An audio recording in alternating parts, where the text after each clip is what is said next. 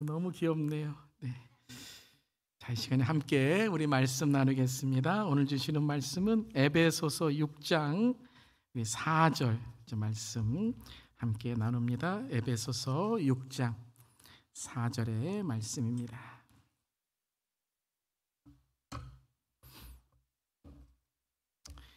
우리 오늘 말씀은 한 구절의 말씀입니다. 우리 다 함께 우리 한 목소리로 우리 봉독하도록 하겠습니다. 또 아비들아 너희 자녀를 노엽게 하지 말고 오직 주의 교훈과 훈계로 양육하라. 아멘. 하나님의 말씀입니다. 하나님의 말씀에 감사드립니다. 오늘은 어린이 주일입니다. 우리 교회와 또 이 땅의 모든 어린이들 또 다음 세대에 하나님의 축복이 함께 하시기를 기도합니다. 우리 아까 장로님 기도해 주실 때에 북한의 어린이들 이렇게 말씀하시는데 좀 마음이 감동이 있었습니다. 우리 북한의 어린이들 또 특별히 이 땅에 가난과 또 전쟁 가운데 지진 가운데 있는 우리 어린이들에게 하나님의 또 특별한 은혜가 함께 하시기를 기도합니다. 예수님도 마태복음 19장 14절에 어린 아이들을 향하여 이렇게 말씀하셨죠. 우리 함께 읽어보겠습니다. 예수께서 이르시되 어린 아이들을 용납하고 내게 오는 것을 금하지 말라.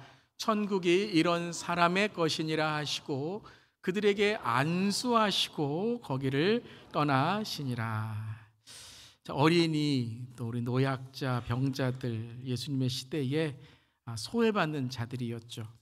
예수님은 그들을 용납하시고 또한 그들을 축복하기를 원하시며 천국이 그들의 것이다 차별하지 않으시고 또 그들과 모든 사람들에게 예수를 믿는 자에게 천국의 은혜와 소망을 약속해 주셨습니다.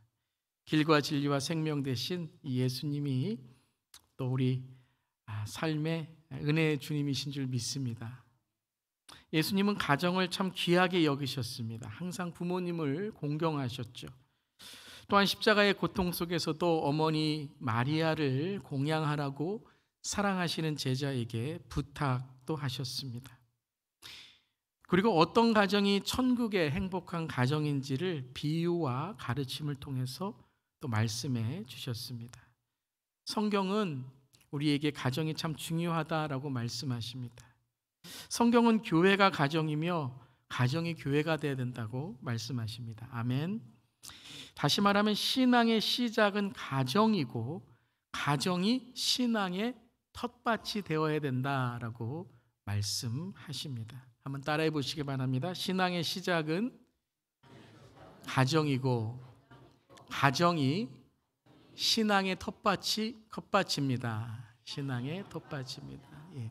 사진 찍으실 분들은 찍으셔서 외우시기를 바랍니다. 신앙의 시작은 가정이고 가정이 신앙의 텃밭이 될 때 우리가 그 신앙을 심을 수 있다는 것이죠. 그렇다면 성경이 말하는 자녀 교육 방법, 다음 세대 교육 방법은 무엇일까요?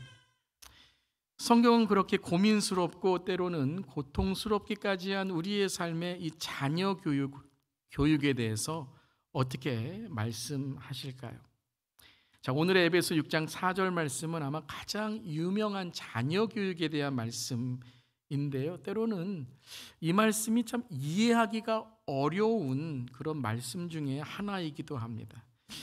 어떤 말씀인가 하면 다시 한번 우리 6장 4절 읽어보겠습니다.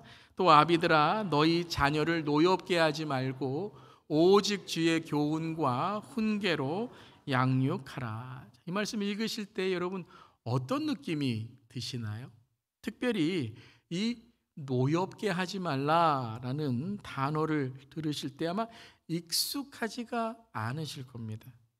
왜냐하면 노엽다라고 말할 때에는 보통 어른이 아이에게 노여한다라고 말하기도 하죠. 때로는 왕이시여 노여하지 마옵소서, 이걸 영린이라고 하는데 왕의 노여움. 그러한 권력을 가진 윗사람이 통제를 받아야 될 아랫사람에게 화를 내고 분노를 낼 때 노여한다라고 우리는 보통 말하게 되죠. 근데 아이들, 자녀를 노엽게 하지 말라라는 말이 좀 어색하게 들리기도 합니다.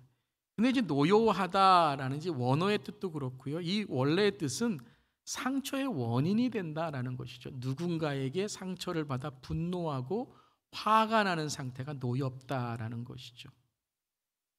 오늘 성경은 자녀들을 노엽게 하지 말라 말씀하십니다. 자, 그렇다면 오늘 이 말씀 속에서 성경이 말하는 자녀 교육의 원칙이 무엇인지를, 또한 단지 자녀들만이 아니라, 그래서 여러분 어떤 분들은 오늘 이제 자녀 교육 또 어린이주일 이제 이 말씀 전할 때 뭐 우리 자녀는, 내 자녀는 뭐 다 컸으니까, 혹은 자녀가 없으신 분도 있으실 거예요. 그런 분들은 나와는 상관이 없는 말씀이네 라고 하실 수 있지만, 성경은 진리의 말씀인 줄 믿습니다. 아멘. 진리라는 것은 한 부류나 한 부분의 말씀으로만 적용하는 것이 아니라 이 말씀이 모든 사람들에게, 즉 모든 사람의 인간관계 또 영적인 관계의 원리와 원칙이 된다는 것입니다. 그래서 여러분들 오늘을 단지 자녀, 어떤 손주의 말씀만이 아니라 내 삶의 인간관계, 부부관계도 될 수 있고, 때로는 가족관계도 될 수 있고, 때로는 내 삶의 성도의 관계도 될 수 있고, 또 직장의 일터의 관계도 될 수 있고요. 또 우리가 살아가는 모든 삶의 관계 속에서 영적으로 어떻게, 말씀으로 어떻게 우리가 이 관계를 바라봐야 되는지 함께 나눌 수 있기를 바랍니다. 자, 오늘 말씀 4절이 이렇게 시작을 하죠. 또 아비들아 라고 시작합니다. 이 아비들아라는 것은 아버지를 뜻하는 것입니다. 자, 그래서 아버지만을 위한 말씀이 아니고요. 이 말씀은 그 시대에, 이 말씀이 전해지는 시대의 사회 배경과 문화 속에서 주시는 말씀이다라는 것이죠.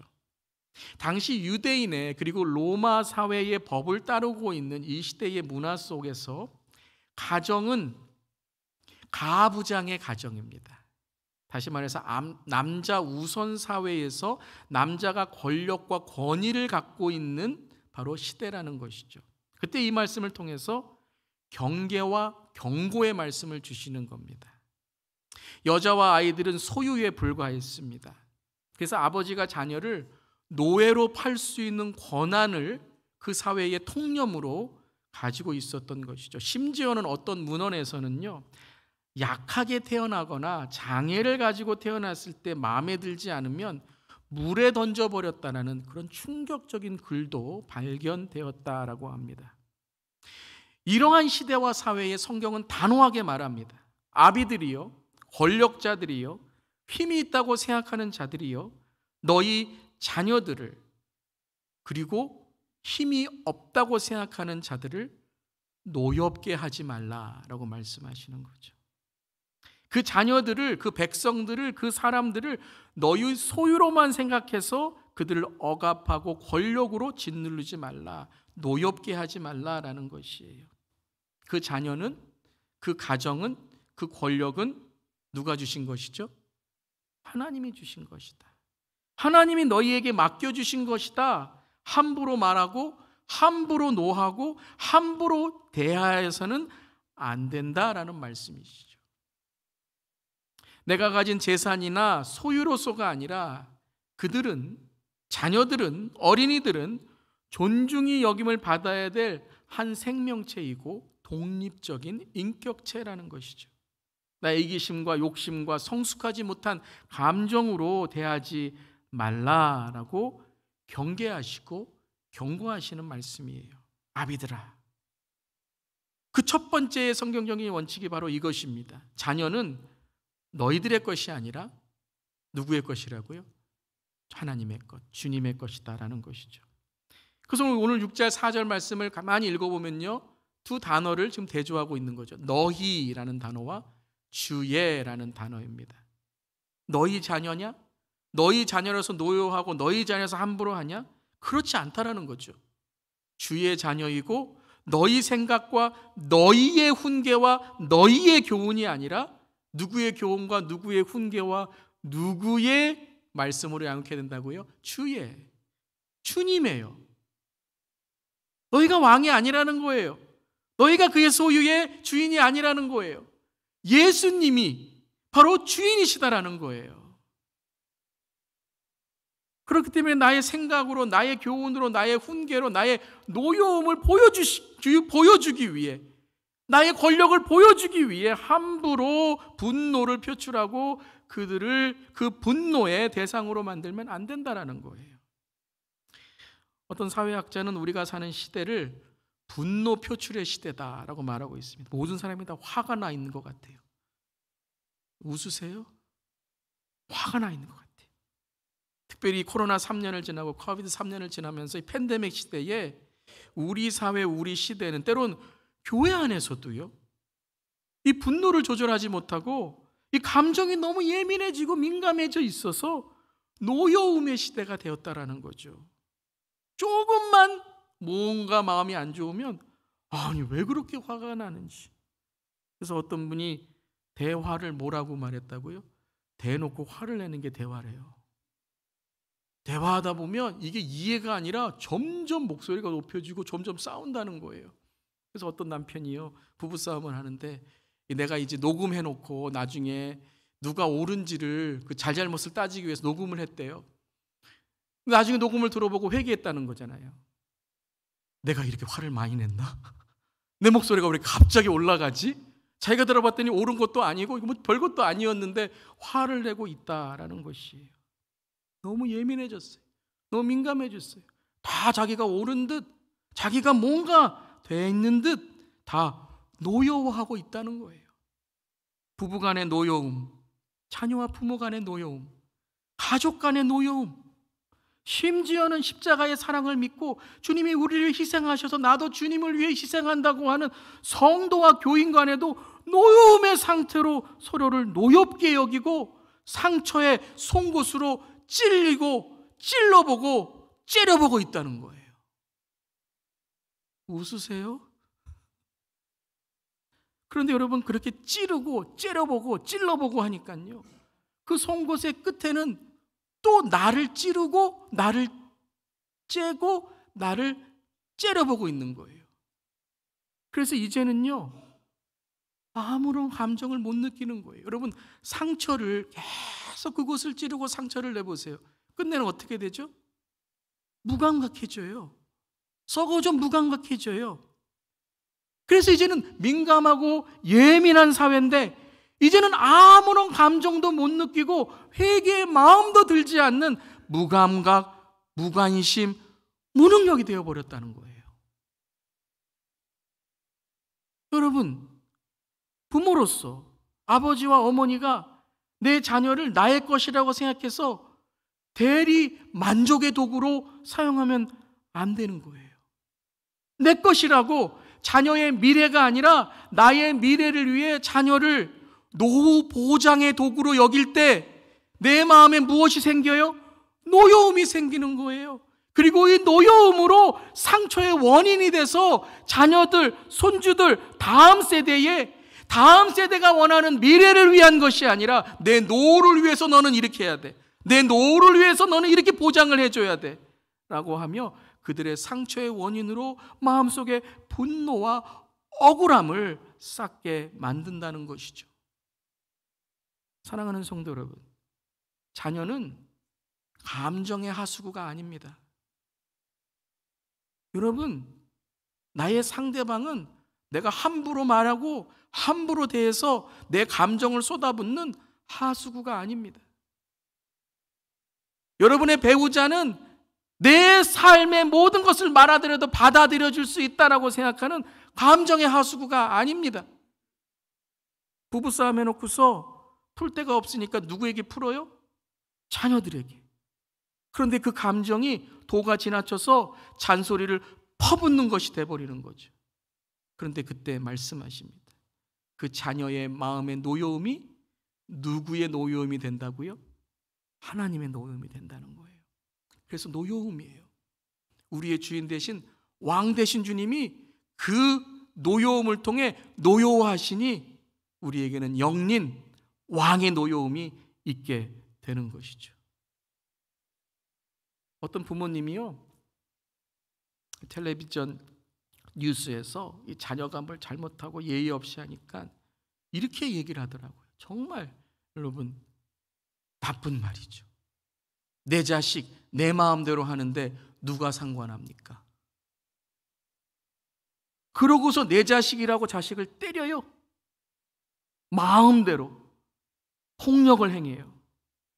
그런데요, 그 완전히 반대는요, 내 자식 너무 귀엽다고 예의 없이 행동하고 정말 남까지 피해를 주는데 내 자식 내 마음대로 키우는데 누가 뭐라 그래 상관이냐고 말합니다. 똑같은 거예요. 하나님의 마음이 노하시는 거죠. 시편 127편 3절에 시편 기자는 이렇게 하나님의 말씀을 전합니다. 함께 읽겠습니다. 보라, 자식들은 여호와의 기업이요 태의 열매는 그의 상급이로다. 아멘. 자식들은 뭐라고요? 기업이래요. 태의 열매는 뭐라고요? 상급이래요. 근데 이 말씀에서의 중요한 강조점은요, 무엇입니까? 여호와의 기업이라는 거예요. 그의 상급이라는 거예요. 자녀는 여호와의 기업이 돼야 되는 줄 믿습니다. 내 기업이 아니라 하나님 나라의 기업으로 우리가 양육해야 된다는 것이죠. 그때 하나님 나라의 일꾼으로 세워질 줄 믿습니다. 내 것이 아니에요. 하나님의 주신 기업이고 그 자녀를 태의 열매를 하나님의 나무로 양육하고 하나님의 말씀으로 기도로 믿음으로 하나님의 세대로 키울 때에 그 하나님의 열매는 무엇이 된다고요? 하나님의 상급이 된다는 것이죠. 하나님의 상 중에 큰 상이 뭐예요? 복음의 상 아닙니까? 복음이 전해지는 삶이 된다는 것이에요. 믿으십니까? 아멘. 영혼을 살린다는 거죠. 제가 한번 말씀드린 적이 있지만 고 한경직 목사님은 항상 아이들을 만날 때에 어떻게 하셨다고요? 존댓말을 쓰셨어요. 왜 존댓말을 쓰시는가 질문을 드리니 이렇게 말씀하셨대요. 그들은 하나님의 주신 미래라는 거예요. 나의 한마디로 그들에게 그 상처의 원인이 된다면 그들의 마음에 상처만 주는 것이 아니라 누가 노하신다고요? 하나님이 노하신다는 거예요. 그 말에 책임을 지라고 하신다는 거예요. 그리고 그 미래의 인생의 그 어린아이의 삶이 그 어릴 때에 망가지게 된다는 것이죠. 특별히 오늘 노여움이라고 말을 쓴 것은 바로 우리의 노여운 감정을 조심하라는 거예요. 그들은 나보다 나이가 어리고 그들은 내가 가지고 있는 내가 소유하는 자녀이고 그들은 내가 일을 맡기는 종업원이고 그렇기 때문에 내가 노여워하는 게 당연하다고 할 때에 그 노여움이 상처의 원인이 되어 하나님의 노여움이 될 수 있다는 것이죠. 그래서 우리는 말을 하거나 어떤 행동을 하거나 어떤 삶의 모습을 보여줄 때 자녀의 상대방의 배우자의 특별히 믿는 자로서 믿음이 없으시거나 예수님을 믿지 않는 자들의 마음을 헤아려 봐야 된다는 거예요. 헤아려 봐야 된다는 거예요. 혹시 나의 말이 그들에게 상처가 되고 있지 않나? 혹시 나의 행동이 믿는 자로서 하나님의 영광을 가리고 그들에게 예수님을 따르는 길에 걸림돌이 되고 있지 않나? 하나하나 헤아려 봐야 된다는 거예요. 돌보아 봐야 된다는 거예요. 돌아봐야 된다는 거예요. 하나하나 계란 하나하나를 세듯 계란 하나하나가 깨지지 않을 그러한 헤아림으로 바로 그들의 마음을 헤아려 봐야 된다는 거예요.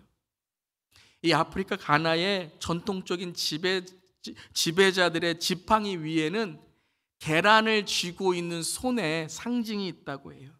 그리고 그 손에 이렇게 의미를 적었다고 해요. 권력은 계란을 쥐는 것과 같다.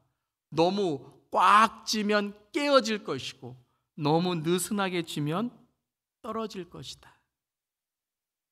한번 우리가 자녀로 대입해 보기를 바랍니다. 혹은 배우자로, 혹은 여러분이 가진 비즈니스로, 아니면 우리의 믿음으로, 우리의 삶으로 대입해 보기를 바랍니다.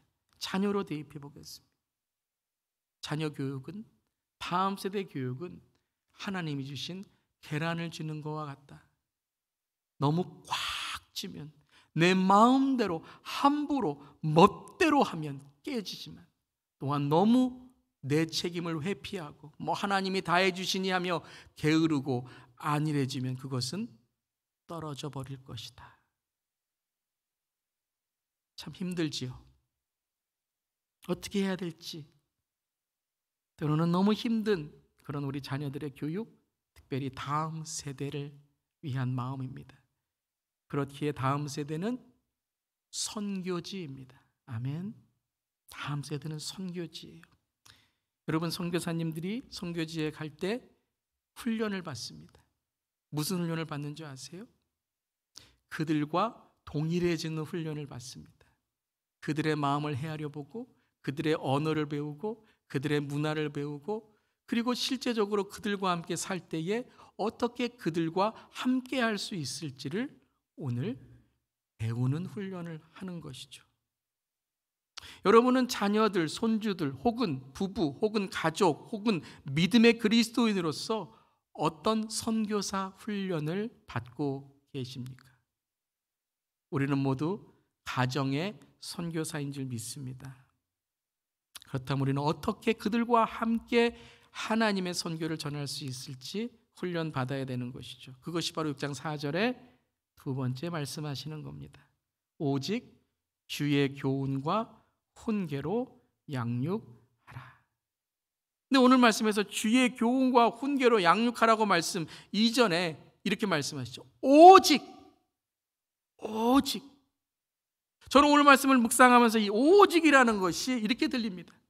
너희가 먼저, 내가 먼저 주의 교훈과 훈계로 배우고 양육 받을 때에 우리가 주의 교훈과 훈계로 양육할 수 있다는 것입니다. 여러분, 영어에 이런 말이 있습니다. Good leader is a good follower. 좋은 리더는 바로 따라가는 자다라는 거죠. 우리 모두는 어떠한 본을 보고 삶의 따라감을 통해서, 좋은 따라감, 좋은 순종을 통해서 우리는 훈련받게 되는 것입니다. 여러분, 우리가 좋은 자녀를 원한다면, 좋은 손주들을 원한다면, 믿음의 자녀들, 믿음의 손주들을 원한다면, 세상에서 정말 하나님이 인정하시는 자녀들과 손주들을 원한다면 저와 여러분이 먼저 좋은 부모와 좋은 조부모, 믿음의 부모와 믿음의 조부모가 되어야 될 줄 믿습니다. 이것이 원칙이에요. 말씀으로 양육되는 자녀로 기도한다면 먼저 내 자신이 먼저 말씀으로 가르침을 받는 자로 기도해야 된다는 것이에요. 아마 이미 자녀들을 양육하신 분들, 다 키워보신 분들은 공감하실 거예요. 자녀를 양육하고 자녀를 특별히 신앙으로 인도한다는 것은요, 물줄기를 거슬러 올라가는 것 같은 어려운 일이에요. 특별히 믿음을 갖게 한다는 것은요, 얼마나 어려운 일인지 몰라요. 그런데 연어가 알을 낳기 위해서 자신의 생명을 다해 강줄기를 거슬러 올라가듯 피나는 노력과 꾸준한 반복을 할 때 이 연어가 그렇잖아요. 떨어져요. 또 뒤로 물 거슬러서 또 떨어져요. 하지만 계속 생명의 알을 위해서 올라가게 돼요. 그럼 연어가 배우는 거죠. 어느 곳으로 올라가면은 내가 힘을 다해 올라갈 수 있고, 올라가는 반복을 통해서 어떤 포즈를 취하면 올라갈 수 있고, 어떻게 하면은 내가 이 물줄기를 따라서 혹은 거슬러 올라갈 수 있느냐 배우고, 끝내는 그 물줄기를 거슬러 올라가 알을 낳는 연어가 될 줄 믿습니다. 여기서 할렐루야, 뭐 연어 할렐루야까지는 아니지만 할렐루야 하고 싶어요. 할렐루야. 바로 이게 오직이에요, 여러분. 오직 주님의 말씀으로 내가 살아가게 하여 주시옵소서. 여러분이 오직 주의 교훈과 훈계가 있으십니까?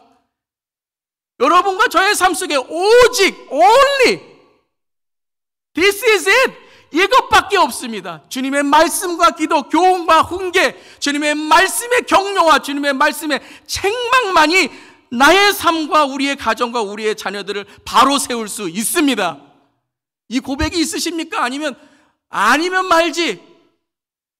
뭐 돈이 있는데 노 보장됐는데 내 인생에 이거 아니면 아니야? 여러분, 이게 오직입니까? 예배 아니면 다른 거 하면 되지. 여러분, 예배 가라. 말씀 읽어라, 기도했니? 한마디로 되지 않는 거예요.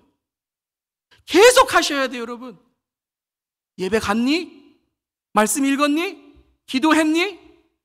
매일매일 여러분이 물줄기를 거슬러 올라가듯이 오직 주의 교훈과 훈계만이 우리 자녀들에게 믿음으로 이 타락한 세대에, 이 마지막 세대에 하나님의 자료로 세우는 줄 믿습니다.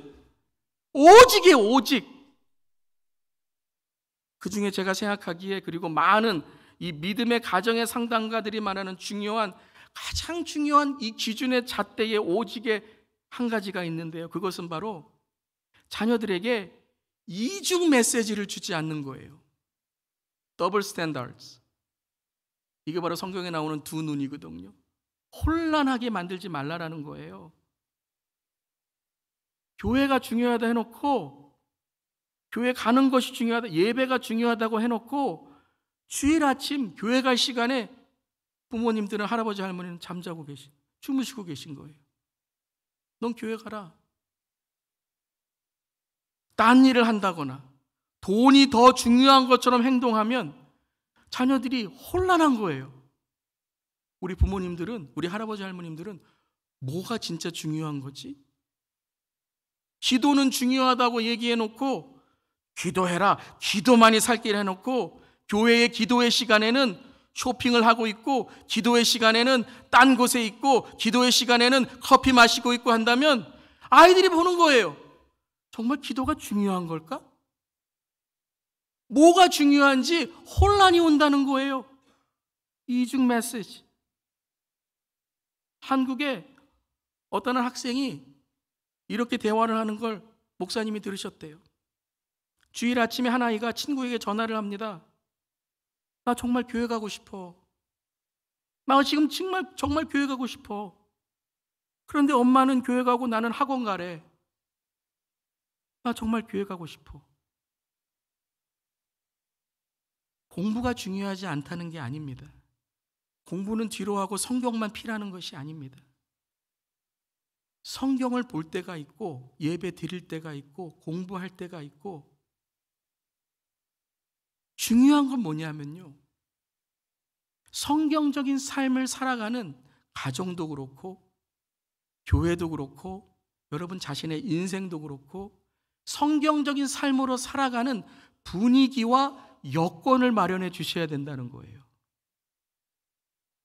신앙의 텃밭을 만들어 주셔야 된다는 거예요. 적어도 뭐가 우리 가정에 중요한지는 여러분 확실한 메시지를 주셔야죠. 이게 양육이라는 거 아닙니까? 양육의 원어는 뭐냐면 함께 한다는 거예요. 너는 너가 하고 나는 내가 할 거. 이건 양육이 아니에요. 이건 사육이에요. 잡아먹으려고 키우는 거지 내가 너와 함께 한다는 게 아니잖아요. 공부할 때 같이 공부하세요. 아멘? 공부하기 싫으세요? 예배 드릴 때 같이 예배 나오세요. 자녀들이 금요일 저녁 7시 반 얼라이브 금요성령부 모임을 가질 때 아이들만 떨궈 놓고 1시간 주일을 배회하지 마시고 그 자녀들이 말씀을 읽고 기도하는 시간에 이번 금요일 5월 12일 7시 반 자녀를 위한 부모기도에 나오셔서 자녀를 위해 기도하는 모습을 보여주세요. 보여주세요. 아, 우리 부모님들, 조부모님들은 기도하고 계시구나. 그러니까 주의 교훈과 훈계로 하면 우리 부모님들도 주의 교훈과 훈계로 보여주시니까 듣는다니까요.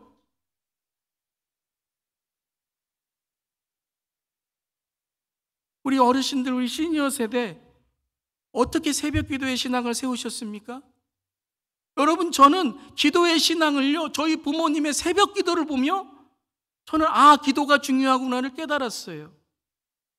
우리 앞선 세대의 예배를 보며, 간절한 기도를 보며, 정말 부르짖는 기도를 보며, 가난하고 먹을 것 없고 정말 전쟁 후에, 일제시대 후에 정말 가난한 시대에 하나님만 붙들며 기도하는 모습을 보며 양육받았다는 거예요. 부모님이 집에 안 계시면 기도하러 가셨구나, 예배하러 가셨구나, 나를 위해 일하러 가셨구나, 마음에 새겨졌다는 거예요. 여러분의 자녀들이, 손주들이 여러분이 집에 안 계시면 어디 갔다고 생각하겠어요? 어디 갔다고 생각하겠습니까? 사랑하는 성도 여러분, 주의 교훈과 훈계로 양육하는 우리 모두 되기를 바랍니다.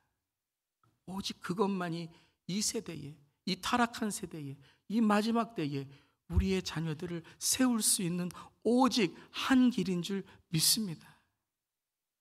오늘 두 가지의 말씀을 나누었습니다. 첫 번째, 자녀는요, 손주들은요, 주님이 주신 선물입니다. 내 거 아니에요. 주님이 맡겨주실 때 다 아시잖아요. 집 떠나면요, 내 자식 아닌 것 같아요. 정말 내 자식이 아니라 하나님의 주신 선물로 우리가 양육할 때이지만 그들이 떠났을 때에도 하나님이 책임져 주시고 하나님이 붙들어 주시고 하나님이 축복해 주실 줄 믿습니다. 자녀들의 감정을 헤아려 보시길 바랍니다. 여러분이 만나는 사람들의 마음을 헤아려 보시기를 바랍니다. 여러분 자녀만이 아니라 여러분의 비즈니스, 여러분의 생명, 여러분의 믿음 다 하나님의 주신 선물인 줄 믿습니다. 정말 부모와 조부모로서 아이의 형편과 입장, 아이의 생각에 한번 서보시기를 바랍니다. 아이들의 입장이라면 어떻게 했을까? 여러분이 한번 상대방 배우자의 입장에 서보시길 바랍니다. 이런 입장이었구나. 한번 우리가 복음을 모르는 분들, 아직 믿지 못하는 분들의 자리에서 한번 생각해 보기를 바랍니다. 나는 다 이해된다는 것이 아니라 왜 이해가 안 되는지, 왜 그들이 이렇게 하나님 믿기에 힘든지, 그때 우리에게는 눈물로 기도하는 간절한 마음이 생길 줄 믿습니다. 독립된 인격체로서 죽게 하듯이 특별히 주님을 대하듯 자녀의 노여움이 주님의 노여움이 되지 않도록 말과 행동에 주의를 기울일 수 있기를 바랍니다. 그러기 위해서는 하나님의 지혜를 우리가 구해야 돼요. 주님의 교훈과 훈계를 늘 우리의 삶 속에 매일 기도로, 수요 예배로, 금요 기도회로, 자녀를 위한 부모 기도회로, 예배를 위한 중보 기도회로, 말씀으로, 목장으로 늘 교훈과 훈계를 우리가 받아야지만 우리의 입술이 하나님이 기뻐하신 입술이 될 줄 믿습니다. 지나친 언어 남용, 함부로 말하는 것, 부모의 권력 남용, 이것으로 아이들의 마음의 상처의 원인이 되고 깨버리고 떨어뜨린다면 하나님은 노여워하실 것입니다. 두 번째, 내가 먼저 신앙의 본이 되어야 된다고 말씀드렸습니다. 부모가 안 하면 자녀도 안 하는 거예요, 여러분. 부모가 안 하면서 자녀에게 강요할 때 자녀는 부모를 보며 노여움, 억울함을 갖게 되는 거예요. 주의 교훈과 훈계로 일관성 있는 말을 할 수 있기를 바랍니다. 노력하는 거예요. 일관성이라는 건 온전함이 아니라, 완전함이 아니라 기준을 향해 가는 반복의 훈련이에요. 일관성이라는 건 내 기준을 세우고 그 방향을 향해서 계속해서 노력해 나아가는 거예요. 우리 자녀들은요, 부모님들이 슈퍼맨이 아닌 것을 알고 있어요. 완벽하고 온전한 것이 아니라 내가 매일매일 노력하며 온전한 사람이 될 때에 우리 자녀들은 주님의 훈계와 주님의 교훈을 들을 줄 믿습니다. 첫 번째, 이중 메시지를 주지 마세요. 내가 말해놓고 다른 행동을 하지 마세요. 자녀를 위해 기도하고 자녀의 신앙을 위해 기도하듯이 여러분의 신앙을 위해서도 기도하시길 바랍니다. 주님, 내가 본이 되게 해 주시옵소서. 우리 교육자들, 성도님들에게 본이 되시기를 바랍니다. 우리 직분자들, 우리 성도님들에게 본이 되시기를 바랍니다. 우리 사역, 우리 팀장, 또 우리 사역의 리더분들, 사역의 본이 되시기를 바랍니다. 기억하시기를 바라요. 가정은 영적 전쟁터입니다. 사탄은 딱 두 개만 무너뜨리면 이 시대의 영적 전쟁의 아군 기지, 본토를 무너뜨린다고 생각해요. 어디죠? 가정과 교회입니다. 그래서 가정과 교회가 힘듭니다. 하지만 그곳에는 이미 부활하신 예수님의 십자가의 보혈과 부활의 영광이 있는 줄 믿습니다. 아멘. 우리는 우리의 힘으로 싸우는 것이 아닙니다. 나는 죽고 예수로 사는 믿음으로 우리는 싸우는 줄 믿습니다. 나는 죽었습니다. 예수님께서 우리 가정의 주인이십니다. 예수님께서 우리 자녀의 주인이십니다.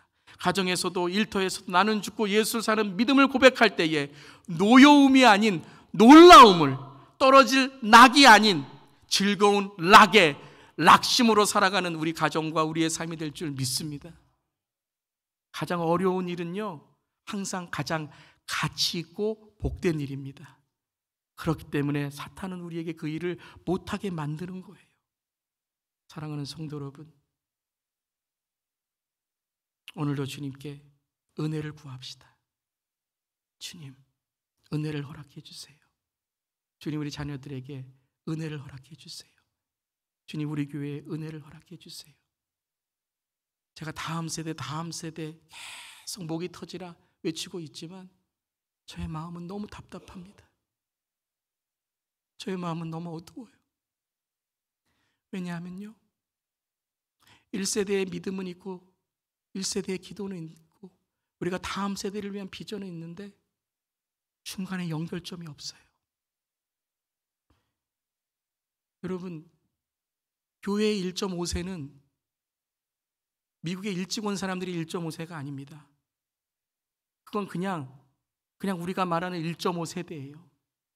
이민교회의 1.5세대, 교회의 1.5세대는 1세대와 2세대를 연결하는 부모 세대입니다. 부모 세대의 신앙이 바로 세워져야 다음 세대가 있는 거예요. 연결점이 없어요, 여러분. 부모 세대에 연결점이 없다는 거예요. 부모 세대의 기도에 연결점이 없고 교훈과 훈계에 연결점이 없다는 것이에요. 여러분이 연결점을 만들어야 될 줄 믿습니다. 저는 이제 다음 세대, 단지 미래의 세대가 아니라 단지 과거의 뿌리의 세대만이 아니라 우리가 이 세대를 위해 우리가 3년간 함께 올 라이프의 올 라인의 세대로 했는데 이제는 부모 세대가 세워져야 됩니다. 이 1.5세대의 여호수아와 갈렙이 세워지는 이 은혜를 구하는 우리 모두 되기를 주님으로 간절히 기도합니다. 이때 우리는 이 찬양을 주님께 올릴 줄 믿습니다. 고마워라 임마누엘, 예수만 섬기는 우리 집. 고마워라 임마누엘, 복되고 즐거운 하루하루. 아멘. 하루를 사시더라도 주 안에 행복한 삶을 사시고, 한 달을 사시더라도 주 안에 행복한 가정이 되시고, 주님이 주시는 평생, 하나님께 주시는 놀라운 은혜로 장수하며 오래오래 그 은혜 가운데 주님만을 바라보는 우리 모두 되기를 간절히 기도합니다.